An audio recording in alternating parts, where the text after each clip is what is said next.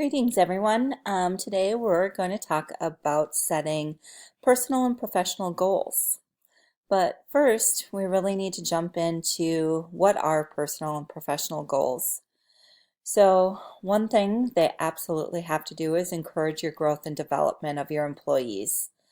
They increase performance, they relate directly to job responsibilities and what's listed in position descriptions, and they are SMART goals. They're specific, they're measurable, attainable, realistic, and timely. Some of the other attributes of development and um, personal goals are that they ignite a passion for job performance. They really get people engaged in their work. They can help employees develop a set of new skills and knowledge, and that can lead to increased responsibility and to new career opportunities. So why should we set goals? Well, really, goals, whether they're professional or personal goals, they really do lead to increased performance. They increase abilities, skill sets, and assist employees with keeping current on company procedures, technology, new forms of communication. It really helps them relate directly to the company. They can instill that desire to succeed that I mentioned, and they can lead to promotion when the employee learns new skills, takes on additional responsibilities, and it really does impact employee engagement. It results in employee retainment, which means hiring fewer people. Training becomes easier because you're developing new current staff instead of hiring new staff, and it leads employees to feel successful in the job that they have. Goal setting is truly a critical component of the performance evaluation process, and one that we cannot stress enough not be overlooked. So there are really three things that you should be thinking about as you're setting goals with your employees. The goals have to be related to their job duties. They shouldn't be random about their education or some other performance that they want to achieve. It needs to relate to their specific job duties, not someone else's, not yours, theirs. The number of goals increases as the job level increases. So someone on the production floor may not have as many goals as your finance assistant, and that person will have fewer goals than the finance director. Each goal should be connected in some way to the strategic initiative of the organization. Every employee should be able to make that connection between the goal they're setting and how they're helping the company move forward through meeting strategic initiatives. These three items should be kept in mind as you're helping your employees and working with them to set goals. So let's really look at what it takes to create an actual SMART goal for your employees. So we've already talked about that they need to, you need to identify a specific action. It should be measurable and relevant, attainable, and it should really, it has to be within a certain time frame. It can't be open-ended. It needs to be something that is you can measure. So you need to put a time frame with it. So, for example, a goal for many of you sitting here would have been to participate in a training on performance evaluation to increase my knowledge of connecting core values to employee job responsibilities before the end of July. So the action, participate in the training on performance evaluation. The measure is to increase your knowledge of connecting core values to employee job responsibilities, and the time frame is before the end of July. So you can see the components of the formula that it takes to create a SMART goal that will help get to the personal and performance measures that you want for your employees. So let's look at a few good examples, shall we?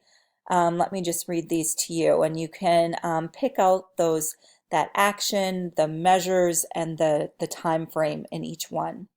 So to provide high quality customer service resulting in 90% customer satisfaction rating from external customers on accuracy, timeliness, and courtesy measures on an ongoing basis. I think within each of these, you should be able to pick out those core elements.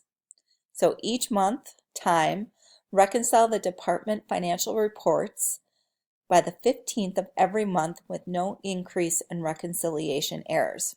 Different take on the formula, but each of those three attributes are in there. Resolve 90% of complaints through a collaboration process without need for formal mediation on an ongoing basis. A very different type of goal, really looking at how an employee engages, but still measurable, has a time frame, and has a thorough action that we're looking for the employee to excel on. Manage the department budget to stay within appropriations of 85% of service results by the end of the fiscal year. Again, you can see the time frame, you can see the action, and you can see the measure. Another one that should be familiar for you here: coach and support my direct reports, resulting in attainment of 85% of all performance plan goals and feedback from direct reports that I have provided them with clear expectations, meaningful feedback, and fair performance evaluation by the end of the fiscal year. Complex? Absolutely. It has the three elements, though, that we're looking for. There's just more detail in this one, but you can see how this is a SMART goal. It will impact directly your performance. It's measurable. It's a great goal that could have been included in your own performance review. So now let's take a look at some not so good examples. I just have 4 here, and just quickly you can see: reduce overtime in my department, decrease customer complaints, attend 1 training class, give each employee a performance review. They're all very action oriented, but nothing within these goals provides a time frame or anything to really measure other than one simple action. It doesn't actually get to why or how it connects to the business of the organization. So sometimes simple can work, but when it's just very general in nature, you're not going to get to that performance goal that you're looking for your employees, that really is going to connect them and engage them in their work. It's not going to inspire that passion and commitment to the company that we're looking for. So now it's your turn. What I would like you to do as an assignment is to create 3 goals that are specific, measurable, attainable, relevant, and are provide a time frame.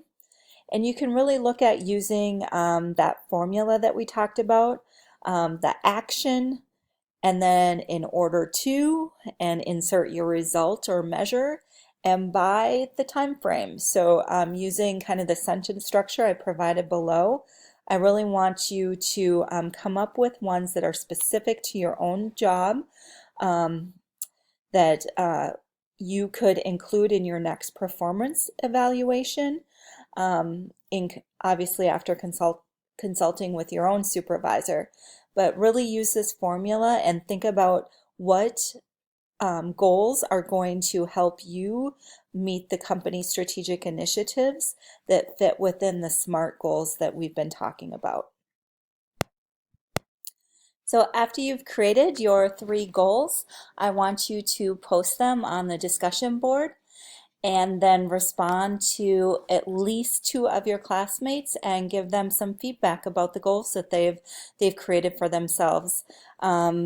Remember to be critical, but provide constructive and positive feedback as well. If you have any questions, You can reach me at the email address listed, or you can reach out to your human resources manager in your offices, and they can also assist you on answering any of your questions or get in contact with me. I look forward to interacting with you on the discussion boards, and I hope you enjoyed this training session. Thank you.